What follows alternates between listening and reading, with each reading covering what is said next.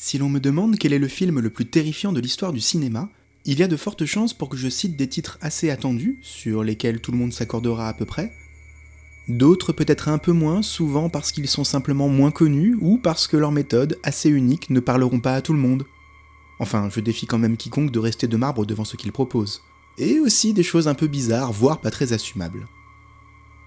Mais une chose est sûre, c'est qu'il y a à peu près 0% de chance pour que je cite le Silent Hill de Christophe Gans.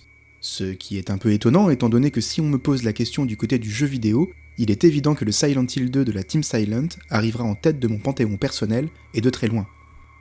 Sans même chercher à comparer de manière systématique les deux œuvres, l'évidence serait de dire que la réussite de la version ludique de ce récit tient au fait que le joueur y est impliqué de manière active, là où le spectateur de cinéma demeure passif face au spectacle qu'on lui propose.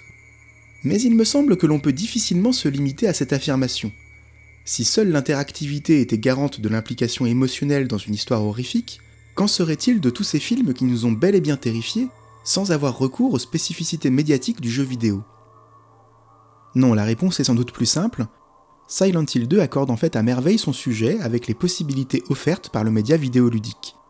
Si le jeu fait aussi peur, c'est bien sûr en raison de son univers anxiogène et malsain, de sa menace latente et de l'impossibilité constante à anticiper ce qui nous attend. Mais c'est peut-être aussi et surtout parce qu'il nous donne l'impression que nous contrôlons son personnage principal, James, en quête de sa défunte épouse, Mary, dans les rues de Silent Hill, alors que nous subissons en réalité constamment sa progression, soumis que nous sommes à la mise en scène des développeurs, au point où le joueur se retrouve, à l'instar de son avatar, prisonnier de traumas qui finissent par devenir, par la force des choses, les siens. Bienvenue sur cette chaîne d'analyse vidéoludique, bienvenue dans l'œil du jeu.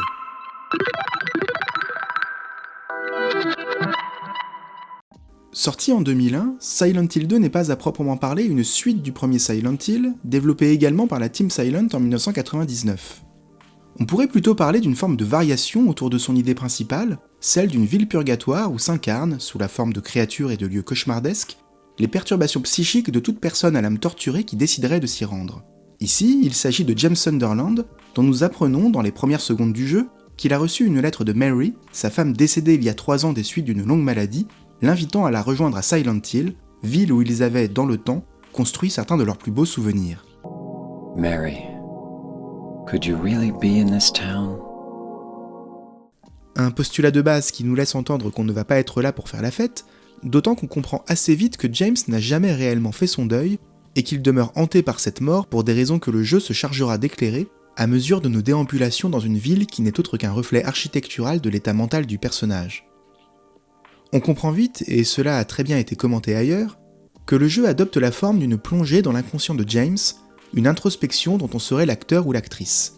Bien sûr, le décorum du jeu ne laisse guère de doute à ce sujet, à moins qu'on ne trouve tout à fait normal de tomber sur un précipice sans fin au détour d'une ruelle, ou de se retrouver à descendre un escalier infini pendant d'interminables minutes, qui ne sont pas sans nous faire douter de notre propre santé mentale. Et tout ça pour arriver dans une prison abandonnée, décrépite et malsaine, image de ce qui se passe dans la tête de notre personnage. T'es sûr que ça va ? Non, ça va pas du tout. Pas du tout. Mais la Team Silent ne se contente pas, ce qui serait déjà beaucoup, de dépeindre et de nous faire arpenter ce monde terrifiant, elle le dote d'un sens supplémentaire par le biais d'une mise en scène qui prend la forme de cadrage imposé, dont les compositions sont au diapason de l'état d'esprit de James. Comment ne pas parler de cette idée géniale qui consiste, à chaque porte franchie, à placer la caméra face à notre avatar, choix le moins ergonomique qui soit, mais qui crée immédiatement une forme d'angoisse liée au hors-champ, tout autant qu'une forme de confrontation symbolique avec le personnage que nous incarnons. En guise de comparaison, il est possible de se référer à son récent et excellent remake produit en 2024 par le studio Bloober Team, qui adopte un cadrage unique tout au long de son aventure, un plan américain en vue de dos qui nous connecte assez immédiatement à notre avatar dont nous partageons dès lors intimement la descente aux enfers. A l'inverse, l'opus original conserve toujours une certaine distance vis-à-vis du personnage, en privilégiant les plans larges pour appuyer sa solitude et son désemparement vis-à-vis de cette ville qui paraît le submerger. Mais il repose aussi et surtout sur un découpage qui permet de varier les cadrages, comme autant de manières de restituer le point de vue fluctuant du personnage que l'on incarne. Le traitement des séquences en extérieur se différencie par exemple nettement de celles en intérieur, en optant pour des cuts peu nombreux, comme pour produire l'impression d'un flux de conscience ininterrompu, James paraissant errer dans son propre désert mental, à la recherche de quelque chose. En revanche, dès l'instant où nous pénétrons dans un bâtiment, l'espace se trouve fortement découpé, signe d'une difficulté à se saisir de lieux qui apparaissent dès lors comme autant de nœuds traumatiques à défaire. L'une des premières courses-poursuites avec l'un des ennemis emblématiques du jeu, Pyramid Head, se déroule par exemple dans des couloirs étroits dont le découpage par le cadre, enchaînant les faux raccords volontaires, empêche d'en comprendre l'architecture. Il est en fait quasiment impossible ici de courir sans se cogner au mur, ce qui est un peu absurde du point de vue de la perception réelle de James, censé voir ce qu'il y a en face de lui, comme pour nous faire comprendre qu'en refusant d'affronter cette menace, le personnage finit par se voiler la face sur ce qu'elle représente, au point de devenir aveugle à ce qui l'entoure.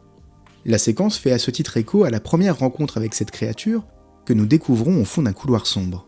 Alors que nous nous déplaçons vers cette silhouette que nous distinguons dans la profondeur de champ, le travelling d'accompagnement est soudain interrompu par un raccord dans l'axe qui vient isoler les deux personnages dans un surcadrage produit par le faisceau de notre lampe torche. En nous coupant du couloir, ce cut nous enferme ainsi dans une composition qui n'est pas sans évoquer un personnage qui se regarde dans un miroir. Nous n'en dirons pas plus pour celles et ceux qui n'auraient pas encore eu la chance de découvrir cet immense chef-d'œuvre. On voit donc la manière dont la mise en scène de la Team Silent contribue à l'angoisse suscitée par cet univers parallèle dans lequel nous sombrons, aux confins de la folie. Mais on pourrait se demander à quel moment le point de bascule s'opère pour le joueur, puisque si le jeu fait aussi peur, c'est aussi parce qu'il ne nous indique pas vraiment à quel moment nous passons de l'autre côté du miroir. S'agit-il du moment où nous percevons cette traînée de sang à l'entrée de Silent Hill, qui nous mène à notre premier ennemi? Ou s'agit-il de la rencontre éthérée et mystérieuse avec Angela dans le cimetière? Ou bien de l'instant où de premiers bruits inquiétants se font entendre hors champ depuis le brouillard qui borde le chemin menant à la ville? À mon sens, on pourrait même revenir plus loin, et en fait, aux premières secondes du jeu, qui nous positionne, est-ce un hasard, devant un miroir. La composition de cette cinématique inaugurale crée bien sûr, par ce cadrage en plan rapproché situé au-dessus de l'épaule du personnage, un écho entre le joueur et son avatar, qu'un léger travelling avant nous invite à investir et à accepter comme un reflet de nous-mêmes. Mais le miroir est aussi un motif carolien en diable, qui nous laisse entendre qu'une traversée vers un autre monde est possible. Ça veut dire mets ta ceinture, Alice, et bon voyage au pays des merveilles. On pourrait ainsi se demander si l'on n'incarnerait pas, durant la totalité du jeu, le reflet de James, celui que nous voyons dans le miroir durant ces premières secondes. Cette interprétation pourrait prêter à sourire, mais deux indices me portent à croire qu'elle n'est pas si absurde que cela. Le premier tient à la teneur des images de cette introduction. La cinématique abandonne en effet, en plein milieu de son déroulé, ces images de synthèse léchées pour soudainement privilégier celles produites par le moteur graphique du jeu. En résulte une brutale saute visuelle qui laisse à penser que nous sommes peut-être passés dans un autre monde, au moins sur un plan symbolique. Cette idée est en l'occurrence appuyée par le deuxième indice qui a trait au montage. Afin d'assurer la cohérence spatiale lors d'une séquence de dialogue, le cinéma dispose d'une règle qui consiste à toujours positionner la caméra du même côté d'une ligne tracée mentalement entre deux personnages qui se regardent, de manière à donner l'impression qu'ils se font face. Lorsque l'on franchit cette ligne, les personnages paraissent regarder dans la même direction, ce qui perturbe notre compréhension de l'espace. Par exemple, dans cette séquence de Shining, Kubrick choisit de volontairement briser la règle pour faire comprendre, au début de l'échange entre Jack Torrance et le gardien de l'hôtel Overlook, que ce dernier ne voit pas du tout de quoi veut lui parler le personnage interprété par Jack Nicholson. Mais le montage de la séquence se modifie au moment où le gardien change d'attitude vis-à-vis de son interlocuteur et qu'il se met à véritablement échanger avec lui, ce qui incite Kubrick à rétablir la règle pour attester de la connexion nouvelle entre les personnages. Dans le jeu, alors que les deux premiers plans respectent cette règle des 180 degrés entre James et son reflet et instaurent une logique de champ contre champ, le troisième paraît la briser allègrement, passant de l'autre côté de la ligne imaginaire censée assurer la cohérence de l'espace. Sauf qu'on pourrait aussi penser que la règle est bel et bien respectée si l'on admet que ce James-ci, graphiquement moins réaliste, est en fait le reflet du premier, représenté en image de synthèse. Comme pour le confirmer, le plan suivant, qui nous donne le contrôle de l'avatar, nous positionne à nouveau devant notre reflet, mais cette fois de manière inversée par rapport au premier plan, comme dans un champ contre champ classique, où la caméra aurait simplement traversé le mur pour aboutir sur un autre plan de réalité. Autrement dit, le jeu nous fait croire à une erreur de montage, alors qu'il s'agit en fait de faire passer, sans le dire, l'idée que nous venons de glisser dans un autre monde, déformé par la psyché de notre personnage. N'as-tu jamais fait ces rêves, Néo, qui ont l'air plus vrais que la réalité? Si tu étais incapable de sortir d'un de ces rêves, comment ferais-tu la différence entre le monde du rêve et le monde réel? Ce choix est d'autant plus déstabilisant que nous prenons en main un personnage dont nous ne savons rien, dont nous ne connaissons pas les objectifs, alors que dans un jeu, le contrôle est d'ordinaire rattaché immédiatement à un but à atteindre, aussi simple soit-il. Ici, rien de cela, nous sommes juste dans des toilettes publiques excessivement glauques, sans savoir ce qu'il faut faire, démunis. Nous voici littéralement face à un mur, sans ligne de fuite, cadré légèrement en plongée pour accentuer notre désarroi, comme bloqué de toutes parts, avec une seule certitude, eh bien on ne peut ni aller tout droit ni aller à droite puisqu'un mur ferme la composition. Et si l'on se dirige naturellement sur la gauche, le montage s'emballe soudainement et nous impose une série de 3 coupes très rapprochées dans l'espace, qui sont autant de faux raccords de direction.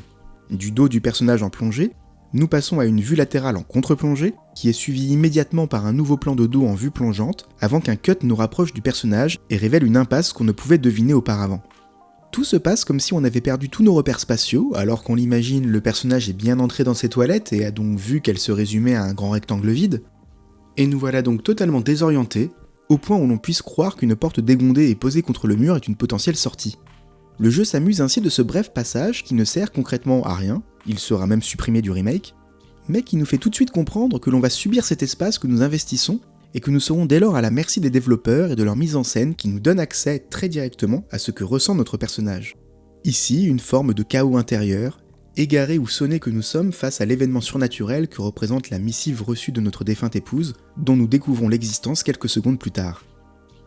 Avant même le moindre élément surnaturel, le joueur est donc amené à faire l'expérience d'un espace dérangeant qui s'apparente à une sorte de prison mentale, ce que le reste de l'introduction viendra d'ailleurs confirmer en multipliant les éléments de décor coercitifs, grilles et passages interdits, jusqu'à nous empêcher de quitter ce parking en plein air, alors même que la route s'ouvre à nous, comme si le monde n'existait plus au-delà de cette limite. On notera d'ailleurs la manière dont le travelling latéral qui accompagne nos premiers déplacements exclut progressivement de la représentation tout élément nous rattachant à là d'où l'on vient, les toilettes, la route, la voiture. Peut-être même avec plus de force que dans le remake, puisque la possibilité nouvelle d'y orienter la caméra permet bien de regarder derrière nous et donc de rappeler ce point d'origine, même si désormais inaccessible. À cela s'ajoutent des recadrages en fonction de nos déplacements qui, chaque fois, tendent à isoler le personnage et le couper de sa vie d'avant, comme ce plan qui nous indique la direction à suivre en découpant une zone du parking, destinée à nous orienter vers un escalier qui disparaît hors champ. Ce raccord dans l'axe, en resserrant le cadre, suggère dès lors une plongée dans l'inconnu à laquelle on ne peut échapper et que va reconduire le brouillard impénétrable que nous découvrons au plan suivant. Si Silent Hill 2 fait aussi peur, c'est parce que, par sa mise en scène même, il exclut tout échappatoire pour le personnage comme pour le joueur. Nous sommes désormais dans un monde fort clos, piégé par le miroir dans lequel nous avons bien voulu tomber en lançant le jeu, captifs du sentiment d'inquiétante étrangeté qui nous saisit face à ce reflet qui n'est peut-être pas le nôtre, mais que nous partageons pourtant le temps de l'aventure. Une approche qui, on le voit, n'est pas sans faire écho à un certain cinéma, celui de David Lynch en tête. Récit foncièrement psychanalytique, Silent Hill 2 reste encore aujourd'hui cette expérience sans retour, où chaque étape se teinte des troubles et des doutes de notre avatar, noyant l'espace dans des cadres larges et raréfiés, qui restituent la perception dérangée d'un protagoniste qui ne sait plus ni où il va, ni ce qu'il attend dans cette ville qu'il ne reconnaît plus, comme il finira, au terme de son périple, par ne plus se reconnaître lui-même.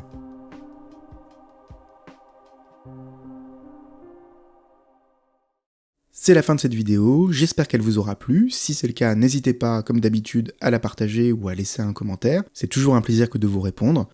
Dans l'immédiat, je vous dis à la prochaine pour une nouvelle analyse. Salut!